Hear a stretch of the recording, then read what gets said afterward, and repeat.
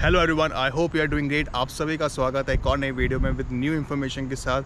काफ़ी लोगों के माइंड में होता है कि यार, और आपने काफ़ी सारी वीडियोस देखी होगी सिन जॉब के रिगार्डिंग, कैश जॉब के रिगार्डिंग, लेकिन जितनी भी आपने वीडियोस देखी होगी काफ़ी कंफ्यूजिंग होती है। लोग डायरेक्टली और स्ट्रेट फॉरवर्ड नहीं बताते कि सिन जॉब होती क्या है और कैश जॉब होती क्या है। तो मैं इस वीडियो बनाने का पर्पस ही यही है कि सिन जॉब और कैश जॉब का डिफरेंस क्या है और ये आपको करना चाहिए या नहीं करना चाहिए। अगर आप स्टडी विजिट पे है, अगर आप इंटरनेशनल स्टूडेंट है, इसमें आपको कितना पे आउट मिलता है और गवर्नमेंट आपको कैसे ट्रैक करती है, गवर्नमेंट क्या देखती है, आपका इसमें कितना टैक्स कटता है, आप इसको टैक्स को कैसे रिडीम कर सकते हो eight the end of the year. तो इस वीडियो में आपको मैं सारी चीज़ें बताऊँगा। तो watch the video till the end, and if you new to my channel you can support me by subscribing the channel, and if you like this video just give a like and share with your friends if you want to। and बात करते हैं आज के topic पे। तो first of all बात करते हैं कि सिन नंबर होता क्या है और सिन जॉब होती क्या है। तो first of all definition of SIN, अगर आपको मैं सिंपल टर्म्स में कहूँ तो सोशल इंश्योरेंस नंबर। ये एक तरह का, ऐसे आपको इंडिया में पैन नंबर होता है तो वैसे ही कनाडा में सिन नंबर होता है। सिमिलर होता है लेकिन एग्जैक्टली वैसा नहीं होता।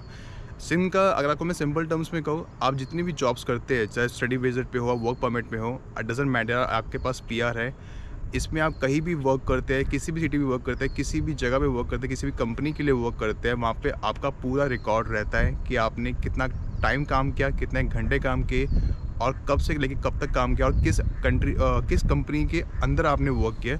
तो पूरी की पूरी इंफॉर्मेशन, सारे के सारे रिकॉर्ड, पूरा track record government of Canada के पास रहता है इसके थ्रू, और इसी के अकॉर्डिंग आपका टैक्स भी कटता है।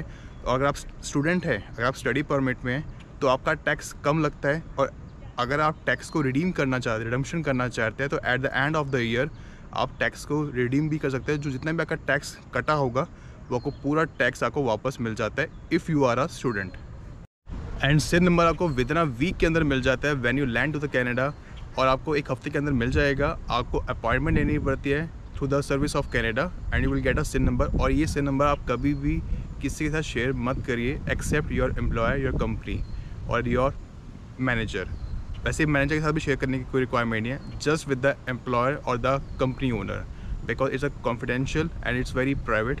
तो इसको किसी के साथ शेयर मत करिए, इवन आपका कोई पर्सनल भी हो, चाहे आपका कोई फैमिली मेम्बर हो या कोई फ्रेंड्स भी हो, you don't have to share with anyone.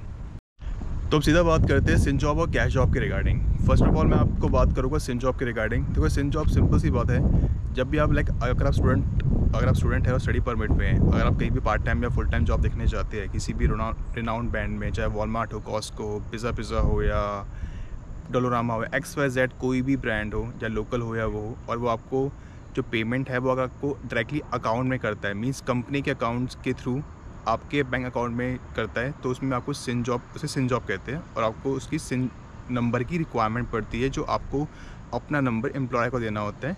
ये चीज़ें होती है सिंपल टर्म्स में कहूँ तो मैं, मीन्स आपका जो सैलरी है वो आपके डायरेक्टली बैंक अकाउंट में आती है, बड़े सिंपल टर्म्स में। अगर यही आपको मैं कैश जॉब के रिगार्डिंग कहूँ, तो कैश जॉब जो होती है वो आपको जो पेमेंट मिलती है विद इन आफ्टर 2 वीक्स या महीने में, जो पेमेंट आपको मिलती है वो आपको हाथों में मिलती है। उसमें कोई भी टैक्स नहीं लगता किसी भी चीज़ का।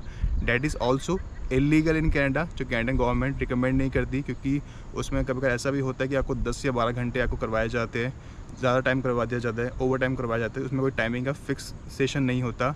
लेकिन जितनी भी इस तरह की जो कैश जॉब होती है वो आपको हमेशा या तो वेयर हाउस में, फैक्ट्रीज में आपको ही मिलती है। और बहुत सारे बच्चे ये कैश जॉब करते हैं बिकॉज उनको अपना रेंट, अपनी ग्रॉसरीज पे करनी होती है, अपना रेंट निकालना होता है, आपको अपने पर्सनल आइटम्स भी फुलफ़िल करने होते हैं, काफ़ी चीज़ों को फुलफ़िल करनी होती है। क्योंकि according to the Canadian government आप सिर्फ एक हफ्ते में 20 आवर्स ही वर्क कर सकते हो फॉर द स्टूडेंट्स। तो स्टूडेंट्स सिर्फ 20 घंटे का वर्क करेगा, दैट मीन्स 2.5 दिन। तो बच्चों को होता है कि यार हमें रेंट भी निकालना है, ग्रॉसरीज भी निकालनी है, पब्लिक ट्रांसपोर्टेशन के लिए पैसे भी चाहिए और ज़रूरतें भी है, अपना लीजर टाइम। ऐसा तो है नहीं कि आप कनाडा में आए हो, सिर्फ पढ़ने आए हो, घूमो फिरोगे भी, खाओ पियोगे भी, एक हफ्ते में एटलीस्ट एक बार रेस्टोरेंट में भी जाओगे। तो बहुत बच्चे कैश जॉब भी करते हैं, डैट इज़ इलीगल। और कभी कभी इसमें आपका अब्यूज़ भी होता है। अगर अब्यूज़ होता है तो आप किसी को भी रिपोर्ट नहीं कर सकते हो, बिकॉज इट्स इलीगल। अगर आप रिपोर्ट करते हो तो फिर ये आप ही के लिए ही इशू होगा। और अगर आप ऐसा भी होता है कि अगर आप पकड़े भी जाते हैं तो आप डिपोर्ट भी हो सकते हो, because that is illegal. The same thing आपको मैं रिकमेंड करूँगा कि अगर आप करना चाहते हो सिन जॉब ही करिए, कैश जॉब ना करिए। बाकी चॉइस टोटली आपकी है, आपको क्या करना है क्या नहीं करना। अब बात करते हैं पे के रिगार्डिंग। देखो यार, सिन जॉब हो या कैश जॉब हो, पे आपको मेरे हिसाब से नॉर्मली बराबर ही मिलता है। कभी कभार ऐसा होता है कि कैश जॉब में आपको थोड़ा पे कम भी मिल सकता है और ज़्यादा भी मिल सकता है, लेकिन वो टोटली डिपेंड करता है आप किस इंडस्ट्री में वर्क कर रहे हो। अगर आपको मैं अपने एक्सपीरियंस, अपने नॉलेज के हिसाब से बताऊँ, जिनको मैंने लोगों को देखा है, अगर वो वेयर हाउस में वर्क करते हैं, फैक्ट्री में वर्क करते हैं, उनको कैश जॉब में 16 से $20 के बीच में मिला है पर आवर के अकॉर्डिंग। और अगर वो सिन जॉब करते हैं तो उनको $15-20 depending upon the profession they are working. Restaurant में अलग प्राइस होगा, बारटेंडर का अलग प्राइस होगा, अगर वो शेफ़ वाला वर्क कर रहे हैं वो अलग प्राइस है, अगर वो बार्बर के रिगार्डिंग, बार्बर से रिलेटेड वर्क कर रहे हैं, मैकेनिक कारपेंटर से रिलेटेड वर्क कर रहे हैं, तो उसका डिफरेंट प्राइस होगा depending upon the industry, depending upon the employer also. Her employer different price पे करता है, बट जो मिनिमम जो पर आवर का जो चार्ज होता है या जो पे होता है, जो बच्चों को मिलता है या किसी को भी मिलता है, चाहे वो स्टडी परमिट में हो, वर्क परमिट में हो या PR हो, वो $15 होता है।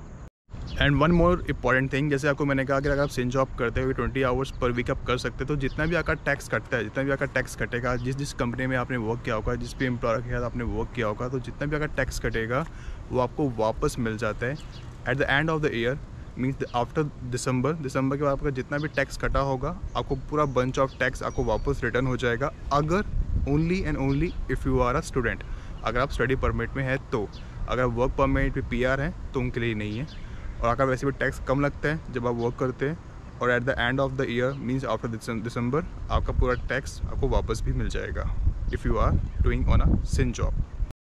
एंड सबसे मेजर जो डिफरेंस होता है सिन जॉब और कैश जॉब में, आप सिन जॉब में कहीं भी वर्क कर सकते हो, किसी भी कंपनी में वर्क कर सकते हो, किसी भी इंडस्ट्री में वर्क कर सकते हो, लेकिन कैश जॉब में आप सिर्फ वेयर हाउस या कोई फैक्ट्री में ही वर्क कर सकते हो एज एन जनरल लेबर, और वहाँ पे और इसके अलावा कहीं भी अवेलेबल नहीं होता। या तो कुछ लोकल स्टोर्स होते हैं, और अगर वो लोकल स्टोर्स होते हैं किसी के प्राइवेट लोगों के होते हैं, तो जो लोकल स्टोर्स होंगे वो आपको हमेशा मैक्सिमम टाइम आपको बिलो $15 से कम ही करवाते हैं, जो मिनिमम वेज है। मतलब वो आपको $12, $13, $14 भी आपको पे करते हैं पर आवर के रिगार्डिंग, तो वो आपको हमेशा कम अमाउंट में ही करवाएंगे, कभी आपको ज़्यादा अमाउंट में ही नहीं करवाएंगे।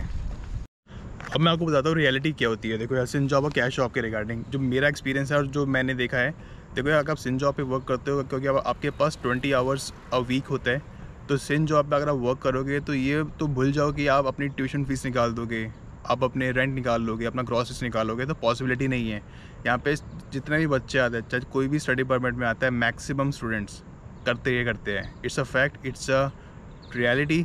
चाहे इलीगल है बट बच्चे करते हैं, वेयर हाउस में वर्क करते हैं, लोकल स्टोर्स में वर्क करते हैं, यहाँ पे मिनिमम वेज से भी कम मिलता है, मीन्स $14-13 जैसा को मैंने पहले बोला। और ब्रैम्पटन साइड, ओंटारियो प्रोविंस में बहुत सारी सिटीज़ है, Windsor side, London side, Brampton side, Hamilton side, हर प्रोविंस में बच्चे करते ही करते हैं, क्योंकि उन्हें अपनी काफ़ी चीज़ें निकालनी होती है, काफ़ी ज़रूरतें होती है, और बच्चे करते हैं। अगर आप पकड़े जाओगे तो डिपोर्ट हो जाओगे, वरना आप फाइट बैक करो कि ये नहीं है, माफ़ी मांगो वगैरह वगैरह, but that is totally illegal, क्योंकि कनाडा गवर्नमेंट के पास आपका कोई ट्रैक नहीं होता, और ना ही इसमें कोई टैक्स कटता है, और ना ही क्योंकि इसमें कोई पेमेंट जो आपको होती है वो आपको सारी कैश में मिलती है। फॉर एग्जांपल, अगर आपको $18 पर आवर मिल रहा है, तो अगर आपने जितना भी अमाउंट आपका बना, फॉर एग्जांपल अगर $120 या $140 आपका बना पर वीक, तो जो भी आपका अमाउंट होगा वो आपको हाथ में मिलेगा। तो कोई भी आपके का ट्रैक नहीं है गवर्नमेंट के पास।